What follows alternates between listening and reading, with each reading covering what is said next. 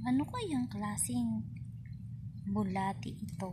Bulati ba to? Pero bakit madami siyang paa? Tapos, may iksi pala siya.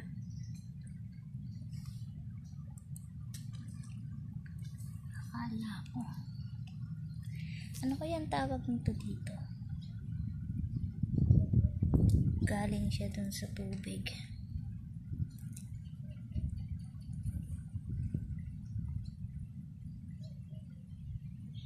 Bulati ba yun? Hindi naman siya caterpillar kasi madami siyang mahaba siya. May iksi din. Bulati ba to? Nagsusot na siya. Kabilaan. Pwedeng lumakad sa kabila. Pwede dito sa kabila. Parang dalawa yung ulo ba niya? Siya.